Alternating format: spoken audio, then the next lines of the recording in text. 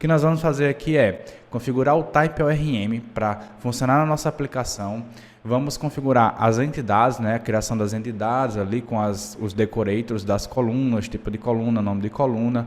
Vamos também configurar as nossas migrations, que são os arquivos ali que vão fazer alteração no nosso banco de dados, alteração de coluna, de tabelas e deixar tudo isso funcionando utilizando o Nest.js, certo? Então, vamos para o vídeo. Começando agora com o banco de dados, primeira coisa que nós vamos fazer é instalar o Type ORM e instalar um outro módulo de integração do Type ORM com o Nest.js. Então, vou vir aqui no meu terminal, vou executar npm install Type ORM e o @nest.js /type ORM. Esperar instalar.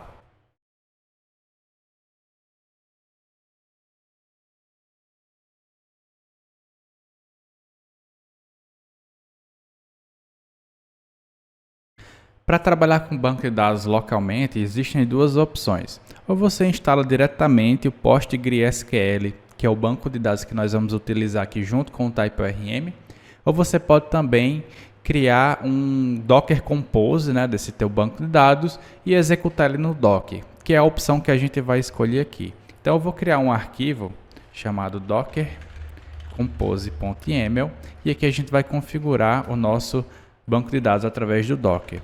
Aqui é um arquivo do Docker da versão 3.8 e aí eu vou dizer que ele vai ter um serviço que vai ser o Postgres e a imagem dele vai ser a Postgre latest.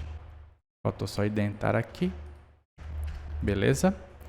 O container name vai ser Task Management API DB. Vou liberar algumas portas aqui para esse meu container, que vai ser a 5432 para a 5432. E agora eu vou definir algumas variáveis de ambiente para a gente passar lá para o nosso container, que vai ser o environment. E ele vai ter o Postgres underline DB, que vai ser, esse aqui é o nome do banco de dados, tá? Task Management API. Temos o Postgres User, que vai ser o Postgres mesmo. E vamos ter a senha, que vai ser o Postgres Password. Que eu vou colocar uma senha simples aqui só para poder rodar local, que vai ser 1, 2, 3, 4, 5, 6, 7, 8. Beleza, com isso a gente já consegue executar o nosso Docker, certo? Então, para a gente poder executar aqui o nosso banco de dados, depois de criado o Compose, eu também não vou abordar aqui, tá? Mas você vai precisar de ter o Docker instalado na tua máquina. Aí você procura um outro tutorial aí no YouTube de como instalar o Docker. Pode ser tanto o Docker Desktop, ou você pode instalar diretamente no WSL. Com ele rodando, você vai vir aqui no terminal, no mesmo local da pasta onde está o seu Compose. Você vai digitar Docker Compose Up -D. Que é para inicializar no modo Detected e ele não vai ficar segurando o nosso terminal. Podemos ver que já temos executando aqui o nosso Task Management API DB. O que você pode fazer também é baixar qualquer sistema gerenciador de banco de dados aí que você preferir. No meu caso, eu gosto de usar o dbeaver, eu já tenho ele instalado, vou abrir e vou fazer as configurações aqui conforme eu setei o meu banco, certo? Então, abrindo aqui o dbeaver. Vou configurar nosso banco de dados, venho em Create, Connection, seleciono o PostgreSQL, a porta é a 5432, a padrão, o database vai ser isso aqui, ó, Task Management API, que eu vou passar aqui, o usuário é Postgres e a senha é de 1 a 8. Então, vou testar a conexão, conseguimos conectar, Finish, então eu já posso vir aqui e ter acesso ao meu banco de dados. Como a gente criou agora esse banco, ele não tem nenhuma tabela, não tem nada, a gente vai precisar agora configurar as nossas migrations, certo? As migrations são alguns arquivos que você deixa no seu projeto, que ele vai criar as tabelas, esses arquivos vão fazer modificações caso você precise, e a gente vai precisar configurar essas migrations. Só que antes disso, vamos testar se essa conexão já está funcionando. Então, o que eu vou fazer aqui é criar um módulo específico para o banco de dados, certo? Então, a gente vai ter um módulo só para o banco que vai ser criado com esse comando, nest generate module db. Ele vai criar aqui nosso módulo. Módulo criado, eu já vou até preparar aqui as pastas, que vai ser entities, migrations, e nós vamos precisar de um arquivo chamado typeorm.migration-config.ts, certo? Primeira coisa que vamos fazer é configurar nosso módulo e testar a comunicação do banco de dados. Então, vou vir aqui, vou utilizar um parâmetro do imports, aqui, que a gente vai estar importando o módulo do typeorm, que ele vai estar disponível naquela biblioteca que instalamos mais cedo. Então, vou vir aqui, ó, import typeorm module from typeorm do @nest.js. E aqui eu vou fazer o seguinte, typeorm module ponto for root async, ou seja, assim como a gente fez lá naquele outro módulo do JWT, né, da autenticação, a gente está inicializando um módulo de forma assíncrona e também estamos fazendo uma inicialização dinâmica. A gente vai estar passando alguns parâmetros e aí o próprio módulo aqui do typeorm, ele vai pegar esses parâmetros, vai criar todas as configurações que a gente precisa e aí vai poder inicializar a nosso typeorm ali quando a gente der o npm start, certo? Então, daquela mesma forma do JWT, a gente vai criar aqui um useFactory, que ele vai ser uma função assíncrona, vai receber um config service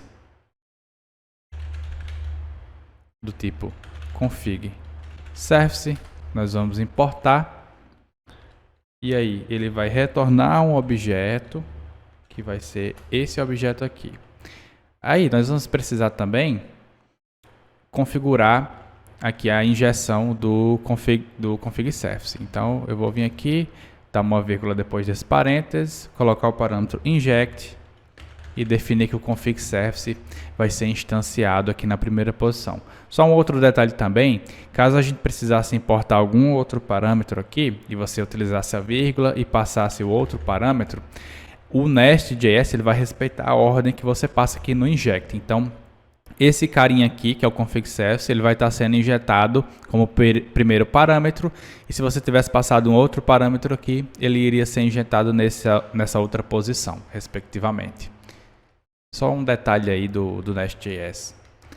Então, eu vou precisar agora setar as configurações do meu typeorm. A primeira coisa vai ser o type, que é do tipo Postgres. Vou setar o host. E aí essas informações eu vou pegar lá do meu arquivo .env. Então eu vou vir aqui, ó, config service .get string, e esse aqui vai ser o nosso db host. Vamos ter o nosso port, e aí eu já vou fazer uma conversão aqui para number, config service .get do tipo number, e aí vai ser o db port que eu vou passar. Próximo é o username,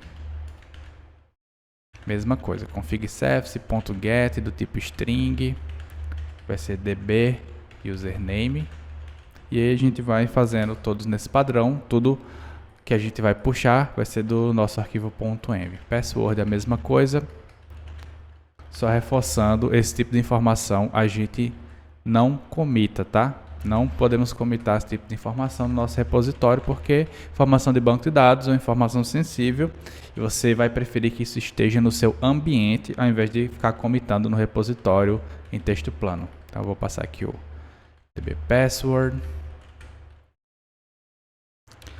Database vai ser config service.get do tipo string também, db name.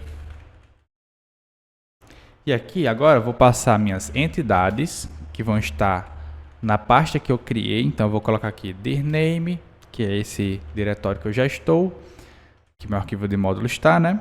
Barra entities, barra, e aí eu vou passar aqui uma regex, que é asterisco, asterisco, que eu vou dizer que todos os arquivos dessa minha pasta são entidades. Isso vai ajudar o TypeORM a buscar essas entidades. Nas migrations, eu vou fazer parecido. Então vou colocar aqui dirname, e aí vou concatenar e dizer que vai estar na pasta migrations, barra, todos os arquivos com a extensão .ts. Uma outra informação aqui que eu preciso passar é o synchronize false. Isso aqui você vai utilizar em produção, tá? Nunca coloque synchronize true em produção, porque isso pode bagunçar suas migrations. Quando você habilita o synchronize, o próprio TypeORM vai tentar, a partir das suas entidades, criar as tabelas em banco de dados, e você não quer que isso aconteça. A gente vai fazer isso tanto localmente quanto em produção, utilizando as nossas migrations, beleza? Com esse módulo de configuração do banco de dados pronto, a gente só vai precisar setar aqui o nosso .env.example e o nosso .env, né? Então eu vou vir aqui primeiro no env.example, vou digitar todas aquelas nossas variáveis, né? db-host, db-port, db-username, db-password e o db-name, que é o nome da base. Vou copiar isso daqui e vou colar lá no nosso .env. Aí sim a gente vai passar os valores aqui, que vai ser localhost, a porta vai ser a padrão 5432, o username é o Postgres. Isso aqui são as mesmas configurações que a gente passou no YAML, tá? São as configurações de acesso ao banco de dados. A senha de 1 a 8 e o name é o Task Management API. Antes de testar, nós vamos vir aqui no nosso app.module principal. Já vimos aqui que o próprio Nest.js já importou o dbmodule, então a gente não precisa se preocupar. Vamos agora realizar um teste. Então, vou executar a nossa aplicação, vamos ver o que vai acontecer. Deu um erro aqui e ele está reclamando que o nosso pacote do Postgres não foi instalado. Apesar de que a gente instalou o TypeORM, a gente instalou a integração do TypeORM com o Nest.js e mesmo setando aqui que vai ser do tipo Postgres, nós não instalamos a biblioteca do Postgres na nossa aplicação. Então precisamos voltar aqui e fazer um npm install pg para que o TypeORM consiga utilizar o driver do Postgres e fazer a comunicação com a base. Então vamos executar de novo a nossa aplicação, npm run start debug. Agora sim, nossa aplicação está comunicando 100% com o banco de dados. A gente pode ver aqui que o TypeORM Core Module ele conseguiu inicializar. Se não deu nenhum erro aqui é porque ele conseguiu se conectar, certo? Então a gente já pode seguir com as configurações de migration e entidades. Então vamos aqui para o nosso arquivo typeorm.migration-config que nós criamos e nós vamos setar aqui agora nossas migrations. Para isso eu vou precisar instalar a nossa lib do .env. Eu sei que eu falei que a gente não deveria utilizar a nossa lib do .env diretamente, mas a gente só vai utilizar aqui na migration do TypeORM. Isso não vai ser utilizado na aplicação. Então eu vou ter que fazer aqui um npm install .env e eu vou explicar o porquê, tá? Então vamos lá, vamos começar aqui nosso arquivo de migration. Outra observação também é que essa foi a melhor forma que eu encontrei de fazer essa migration funcionar. Testei várias outras formas. Parece que a própria biblioteca do Nest.js ela não ajuda muito nessa configuração da migration. E infelizmente a gente vai ter que ter esse arquivinho solto aqui de migration. Não tem muito o que fazer, tá, pessoal? Para a gente ter o nosso TypeORM funcionando bem com o TypeScript na hora de gerar nossas migrations, a gente vai precisar criar aqui esse arquivo. Então, a primeira coisa que eu vou fazer é o seguinte. Eu vou importar aqui o config do type do .env, certo? Então, import config from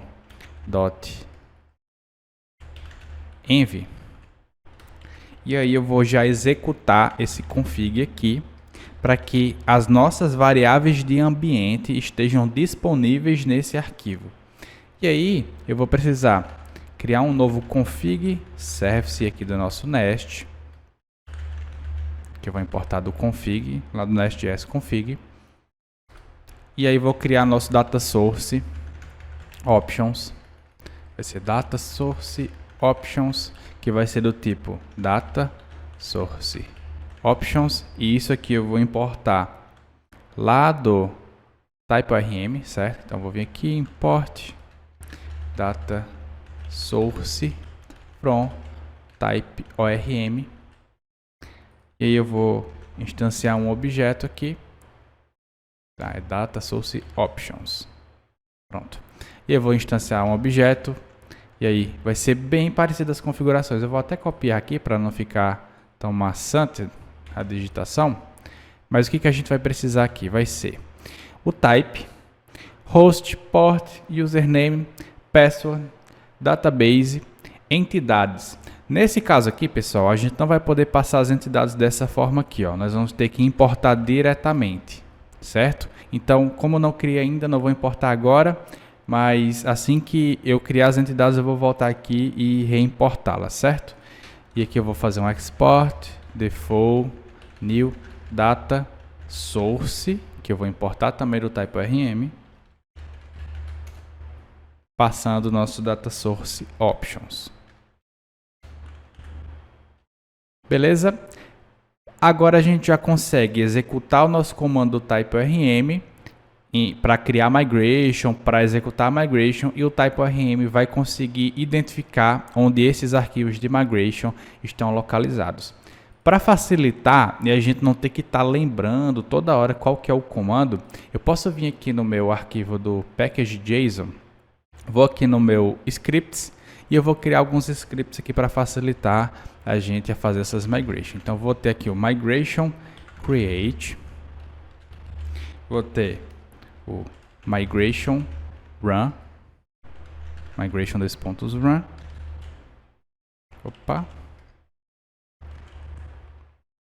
e o migration 2.revert, caso a gente precise reverter. Então, esse carinha aqui vai receber o npm run type.orm -- migration create, e aqui esse traço é quando a gente vai passar um parâmetro para o nosso comando aqui de dentro, que não vai ser esse próprio comando aqui, vai ser o comando dentro do outro comando. É um pouquinho confuso, mas é assim que os scripts no npm funcionam, beleza? E aí eu vou passar o caminho de onde está essa nossa migration, que vai ser /src/db/migrations/ vou passar aqui um cifrão npm config name, e eu vou explicar o porquê depois que a gente está passando isso aqui, tá? E vamos voltar aqui para o nosso run, e eu vou digitar npm run type.orm migration run -d .db/src/db/type.orm.migration-config.ts. Esse aqui é nosso arquivo de data source, por isso que ele passa o -d. E o revert, caso a gente precise, vai ser npm run type.orm migration-revert -d, e aqui é exatamente o mesmo comando de cima, então eu vou copiar. Beleza, vamos agora testar a criação de uma migration. Então vou voltar aqui no terminal e vou digitar npm run migration create, e eu vou passar -name igual, e vou criar aqui a nossa primeira tabela. Lembra que eu passei aqui o npm config name? Então isso quer dizer que o npm, quando ele for rodar um script, ele vai esperar um argumento do tipo name e vai pegar o resultado disso e vai injetar nesse local aqui, né, depois dessa barra. Então Vou criar primeiro aqui a minha user table. Pessoal, acabei tomando um erro aqui, mas é porque eu esqueci de adicionar um outro script aqui na nossa aplicação, que nada mais é do que a execução do TypeORM usando o TS Node. Então vou vir aqui, ó, antes das nossas migrations, e digitar o TypeORM e dizer que o comando dele vai ser o seguinte: TS Node, TS-Node, e eu vou passar ponto barra node modules barra TypeORM barra CLI. Então, quando esses comandos aqui de baixo referenciarem o TypeORM, eles vão estar, na verdade, referenciando a esse comando aqui. Vou criar nossas migrations, vou começar pela migration task, certo? Então, você digita npm run migration create -name igual task -table. Eu vou executar e vou fazer a mesma coisa para de usuário, só vou mudar aqui para user table. Então, vamos para a nossa primeira migration aqui, que é a de task. Primeira coisa que eu vou fazer aqui é fazer um await query runner.query, que aí a gente vai estar criando uma query limpa, né? Uma query direta do SQL, e eu vou digitar o seguinte: create extension if not exists. Eu vou passar o UUID-OSSP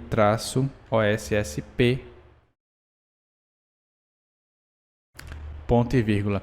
Esse tipo aqui é para que a gente possa gerar UUID de forma padrão, né? Caso o usuário não passe nenhum UUID diretamente. É só para ter uma segurança de que a gente vai conseguir gerar o UUID diretamente na nossa base, ao invés de esperar o usuário passar. Então agora sim eu vou para a minha migration da minha task. E aí eu vou abrir aqui a string e vou digitar create table task, abre parênteses, id UID not null default, e aí sim eu vou passar aquele script default, e aí eu vou passar o script que é o UID generate underline v4. Lembre-se que se você passar esse script aqui de geração passar essa função do banco de dados de geração de UID e não tiver executado esse outro aqui antes, não vai funcionar, tá? Então, coloca vírgula, title vai ser do tipo varchar 256 not null, description vai ser do tipo varchar 512 e null, status do tipo varchar também 50, aqui ficou faltando os parênteses, né? 512 null, varchar 50 not null default to do, que vai ser aquele nosso enum. Isso aqui é minúsculo também, status. Expiration date vai ser do tipo timestamp tz not null. E vamos criar uma constraint task underline pk primary key do ID, que vai dizer que a gente só vai poder ter um único ID com aquele valor na nossa tabela. E caso a gente faça um revert, né? Então a gente vai ter que executar um query runner.query, abre parênteses, drop table if exists task ponto e vírgula. Aqui ficou faltando ponto e vírgula também. Beleza, temos a nossa primeira migration criada. Vamos agora para a migration do user, certo? Então, vem aqui para user table. E aí eu vou digitar aqui query runner ponto query, e aí não se esqueça de colocar um await. Vou passar uma string aqui que vai ser create table user, vai ter um ID do tipo UID not null, default UID generate, assim como no outro, né, da task. V4. Username varchar com 256 caracteres. Not null. Password hash, que vai ser armazenado o hash da nossa senha, né? Varchar 256. Not null. E aí eu vou criar duas constraints aqui. Uma para pk, vai ser user underline pk id, que vai ser para dizer que nosso id vai ser único na tabela e que nosso usuário também vai ter que ser único. Constraint user, que vai ser uma unique key, username unique username, certo? E caso dê problema e a gente precisa reverter, vou copiar esse comando aqui, que a gente vai dropar a tabela de usuário caso ela exista. Com essas duas migrations prontas, a gente pode voltar aqui no nosso terminal e digitar npm run migration run, e agora esse script ele vai ler aquele arquivo que a gente criou do type ORM, vai se conectar no nosso banco de dados e executar esses comandos. Perfeito, todos os comandos executados com sucesso. Vamos aqui para a nossa base, vou fazer um refresh e podemos ver aqui que temos uma tabela de migrations, que é o próprio type ORM que cria, certo? Onde ele controla as nossas migrations. Temos a tabela de task, que foi a primeira que a gente criou, e temos a tabela de usuários, que foi a outra tabela que a gente criou com o ID, username e password hash. O que nós vamos fazer aqui agora é criar nossas entidades. Então, vindo aqui na pasta de entidades, eu vou criar a nossa entidade de tarefas, que vai ser a task.entity.ts. E aí, o que eu vou fazer? Eu vou fazer um export class task entity. E esse minha task entity, ela vai receber um decorator do type ORM chamado entity. E ele não está importando aqui, eu vou ter que importar de forma manual. Então vou vir aqui, ó, import entity from type ORM. E aí eu vou passar aqui o nome da nossa tabela, que vai ser abre chaves, name, task. E agora vamos criar nossos parâmetros. Então a gente vai ter. E aí eu vou copiar aqui até do Detel, porque é para ficar mais fácil, tá? Então eu vou copiar aqui, ó. Apaga as validações.